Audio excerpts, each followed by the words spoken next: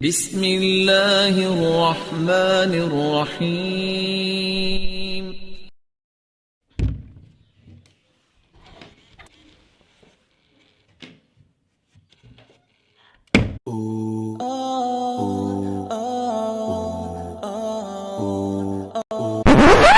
بدعت، لو جی ایک اور بدعت۔ یہ پینٹیں شرٹیں پہننا یہ بدعت نہیں ہے؟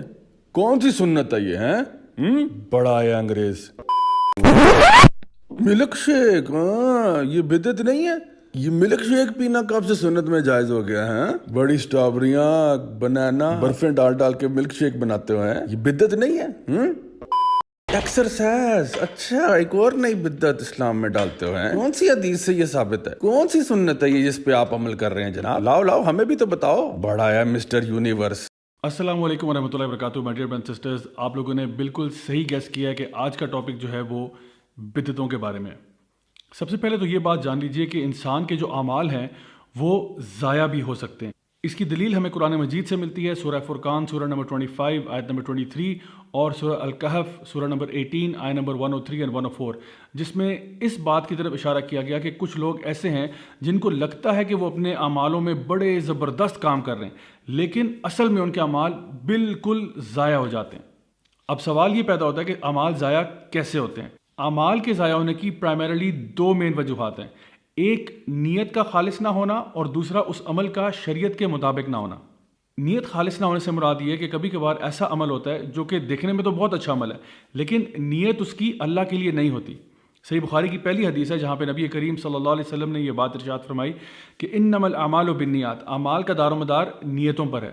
ایک انسان اگر نماز پڑھتا ہے لیکن نماز دکھاوے کی پڑھتا ہے تو اللہ سبحانہ تعالیٰ اس کے بارے میں قرآن مجید میں ارشاد فرماتے ہیں کہ فویل للمصلین الذین هم عن صلاتهم ساہون الذین هم یراؤون، یعنی برباد ہو گئے، ہلاک ہو گئے وہ نماز پڑھنے والے۔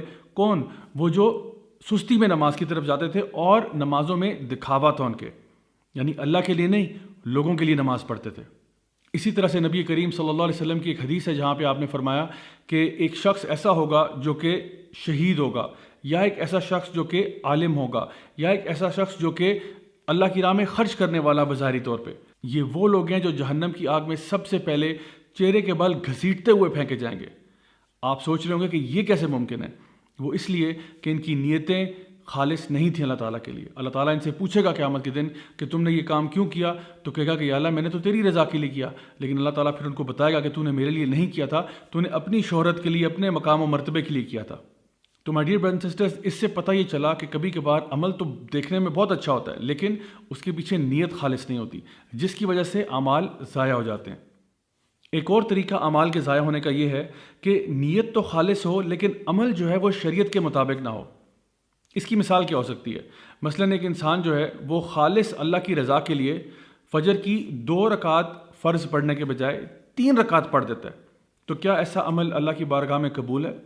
ایک شخص نماز کے اندر بجائے 1 رکعت میں 2 سجدے کرنے کے 3 کر دیتا ہے، خالص اللہ کے لیے کرنا چاہ رہا ہے۔ اب کوئی شخص یہ کہے کہ جی اس میں حرج ہی کیا ہے؟ تو چونکہ یہ نبی کریم صلی اللہ علیہ وسلم کا بتایا ہوا طریقہ نہیں ہے، اس لیے یہ کام ریجیکٹ ہو جاتے ہیں۔ آپ صلی اللہ علیہ وسلم نے حدیث میں فرمایا کہ جو بھی اس دین میں وہ چیز ڈالے گا جو اس کا حصہ نہیں تھی، وہ اس سے رد ہو جائے گی یا اسے قبول نہیں کی جائے گی۔ اعمال کی قبولیت کے لیے ایک تو نیت کا خالص ہونا ضروری ہے اور دوسرا شریعت کے مطابق یعنی قرآن و سنت کے مطابق ہونا ضروری ہے۔ اب آئیے ہمارے دین کے ایک بڑے اہم اصول کی طرف۔ وہ اصول یہ ہے کہ دنیاوی معاملات کے اندر تمام چیزیں حلال ہیں سوائے ان چیزوں کے جو کہ شریعت کے اندر منع کی گئی ہیں۔ مثال کے طور پر کھانے پینے، چلنے پھرنے، اٹھنے بیٹھنے میں جو آپ کرنا چاہتے ہیں آپ کر سکتے ہیں سوائے ان چیزوں کے جو کہ شریعت نے منع فرمائی ہیں۔ مثلاً کھانے پینے میں آپ جو مرضی کھائے پئیں، آپ برگر کھائیں، پیزا کھائیں، یہ کھائیں، وہ کھائیں، جو مرضی کھائیں آپ، لیکن خنزیر کا گوشت نہیں کھا سکتے، مردار جانور نہیں کھا سکتے، وہ جس پہ غیر اللہ کا نام لیا ہے وہ نہیں کھا سکتے، وہ جانور جو ایکسیڈنٹل ڈیتھ میں مر گیا ہو وہ نہیں کھا سکتے، کیونکہ ان کا ذکر قرآن مجید میں ایکسپلیسٹلی آتا ہے کہ یہ چیزیں حرام ہیں۔ اس کے علاوہ وہ جانور جو حدیث مبارکہ میں آتے ہیں جیسا کہ وہ جن کے کینائن ٹیتھ ہوتے ہیں اور وہ جو پنجوں سے شکار کرتے ہیں، ان کو بھی کھانا ہمارے لیے جائز نہیں ہوگا۔ اس کے علاوہ چکن کڑھائی، مٹن کڑھائی، برگر، پیزا جو کھانا چاہتے ہیں آپ کھا سکتے ہیں۔ اس کے لیے اب یہ آرگیومنٹ نہیں ہو سکتا کہ جی بتائیے کہاں پہ نبی کریم صلی اللہ علیہ وسلم نے پیزا کھایا یا کہاں انہوں نے برگر کھایا اور اس کو کھانے کا حکم دیا۔ دنیا کے معاملات میں ہر چیز حلال ہے سوائے ان چیزوں کے جو کہ منع فرمائی گئی ہے ہماری شریعت میں۔ اچھا، دین کے معاملات میں بات بالکل اپوزٹ ہے. دین کے معاملات میں ہر عبادت حرام ہے سوائے اس عبادت کے جو اللہ اور اس کے رسول کی طرف سے ہم تک پہنچی ہیں. مثال کے طور پہ کوئی انسان اپنی طرف سے کوئی نئی نماز ایجاد نہیں کر سکتا. مثال کے طور پہ وہ کہے کہ جی آج کل چونکہ لاک ڈاؤن چل رہا ہے تو لاک ڈاؤن کی ایک نماز نکالتے ہیں جس میں 6 رکعت آپ پڑھیں گے اور اس میں آپ 2 دفعہ سلام پھیریں گے اور آپ اس میں اتنی دفعہ آیت الکرسی پڑھیں گے اور اس میں اتنی دفعہ یہ کریں گے. یوں ہم نہیں کر سکتے. اگر ہم ایسی حرکت کریں گے، دین کے اندر اضافہ کریں گے، اپنی طرف سے کوئی نئی چیز ڈالیں گے، چاہے وہ میڈ ان پاکستان ہو یا میڈ ان انڈیا ہو یا میڈ ان چائنا ہو، کوئی بھی چیز جو نئی ڈالیں گے دین کے اندر وہ بدعت ہے. اور نبی کریم صلی اللہ علیہ وسلم اپنے مسنون خطبے میں ہمیشہ کہا کرتے تھے کہ ہر چیز جو اضافی طور پر دین میں ڈالی جاتی ہے وہ بدعت ہے. ہر بدعت جو ہے وہ گمراہی ہے اور ہر گمراہی جہنم کی آگ میں ہے. یاد رہے کہ جب بھی ایک بدعت پیدا ہوتی ہے اسی دن ایک سنت مر جاتی ہے، کیونکہ لوگ اس چیز پر عمل کرنا شروع کر دیتے ہیں جو نبی نے حکم نہیں دیا تھا، اور جو حکم دیا تھا اس کو ترک کر دیتے ہیں. اب آئیے دیکھتے ہیں کہ بدعت کی ڈیفینیشن کیا ہے یا بدعت کی تعریف کیا ہے. اب یہ غور سے نوٹ کیجئے گا، بڑی امپورٹنٹ بات آ رہی ہے. بدعت وہ عمل ہے جو دیکھنے میں لگتا ایسے ہے کہ دین میں سے ہے، لیکن اس کی دلیل قرآن و حدیث میں موجود نہیں ہے، اور اس عمل کے ذریعے یا تو انسان اللہ کا قرب چاہتا ہے یا اللہ تعالیٰ سے ثواب کی توقع رکھتا ہے.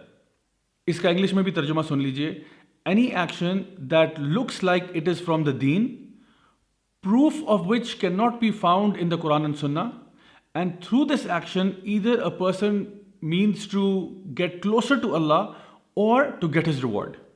اب کوئی شخص اگر یہ کہتا ہے کہ جی میں سمجھتا ہوں کہ اللہ تعالیٰ کو راضی کرنے کے لیے ہمیں جمعرات والے دن ایک ٹانگ پر کھڑے ہو کے گول گول چکر لگانے چاہیے اور اللہ اکبر کہنا چاہیے تو یہ اس سے اللہ راضی ہو جائے گا، تو ہم کہیں گے یہ عمل کیا ہے؟ یہ بدعت ہے، کیونکہ نبی کریم صلی اللہ علیہ وسلم نے ایسا نہیں کیا، صحابہ نے ایسا نہیں کیا، اور ان کے بعد آنے والوں میں بھی کسی نے ایسا نہیں کیا.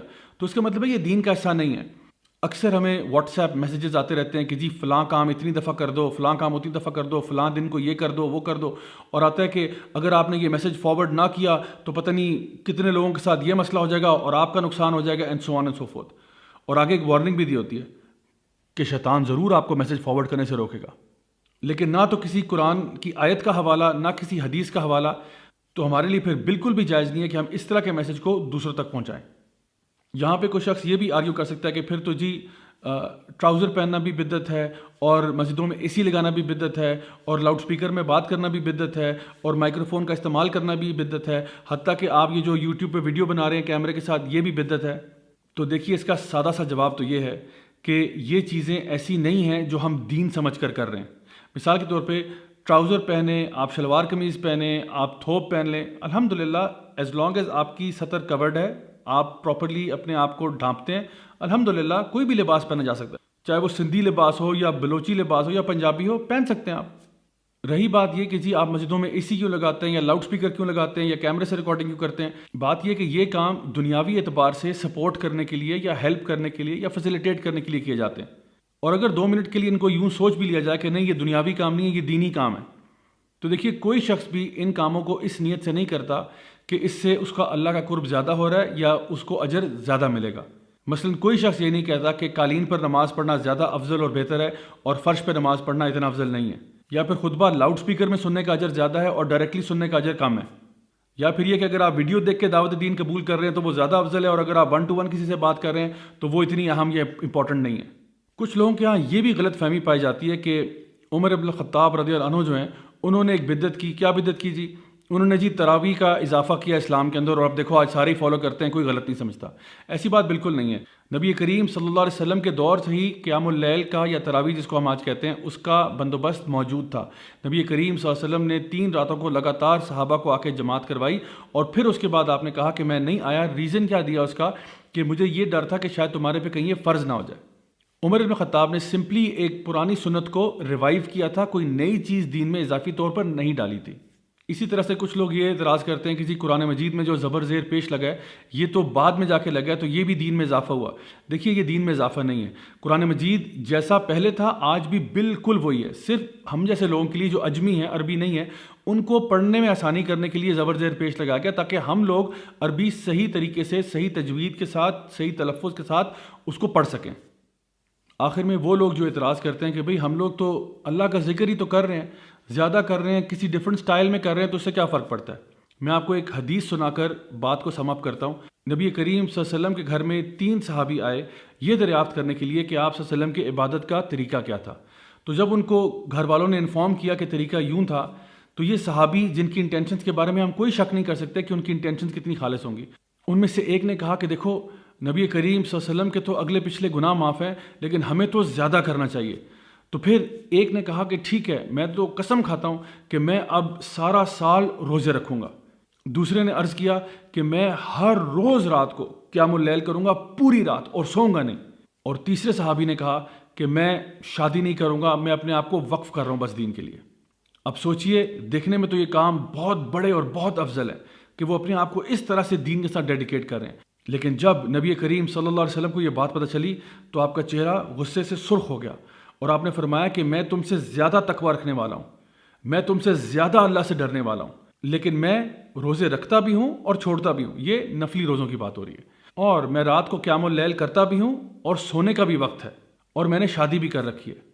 پھر آپ نے فرمایا کہ علیکم بسنتی ومن رغب عن سنتی فلیس منی، کہ تمہارے اوپر اب میری سنت ہے اور جو میری سنت سے پیچھے ہٹے گا وہ مجھ میں سے نہیں ہے۔ تو آپ کو میں ایک چھوٹا سا ریڈار بتاتا ہوں کہ کس طرح سے آپ ڈیٹیکٹ کر سکتے ہیں کہ کوئی چیز بدعت ہے یا نہیں ہے۔ خاص طور پہ جب بھی کسی عبادت میں کوئی خاص تعداد مقرر کر دی جائے یا کوئی خاص دن مقرر کر دیا جائے یا کوئی خاص طریقہ مقرر کر دیا جائے تو آپ ضرور سوال کیجئے کہ کیا یہ اللہ کا حکم ہے یا کیا یہ نبی کریم صلی اللہ علیہ وسلم کی تعلیمات میں سے ہے۔ اگر تو ہے الحمدللہ، اگر نہیں ہے سوری، میرے لیے نبی کی سنت کافی ہے۔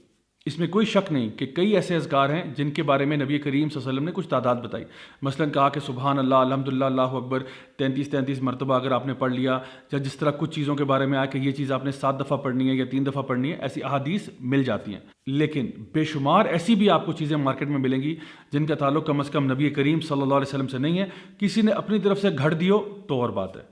اس لیے جس طرح آپ دنیا کے معاملوں میں پوری تحقیق کر کے صحیح چیز کی طرف جاتے ہیں، ملاوٹ سے دور رہتے ہیں، فیک چیزوں سے، نقل کاپیوں سے دور رہتے ہیں، اسی طرح سے دین میں بھی نقالوں سے ہوشیار رہیں، فیک چیزوں سے ہوشیار رہیں اور ہمیشہ اوتھینٹک چیز کی طرف جایا کریں۔ اب آپ خود سوچ کر بتائیے کہ کون سا کام بہتر ہوگا، وہ کام جس کی قرآن و حدیث میں کوئی دلیل نہیں ملتی، یا وہ کام جو 100% پروون ہے کہ نبی کریم صلی اللہ علیہ وسلم کیا کرتے تھے۔ ذرا سوچئے اور فیصلہ کیجئے کہ ان میں سے کون سی عبادت کرنا ہم پسند کریں گے۔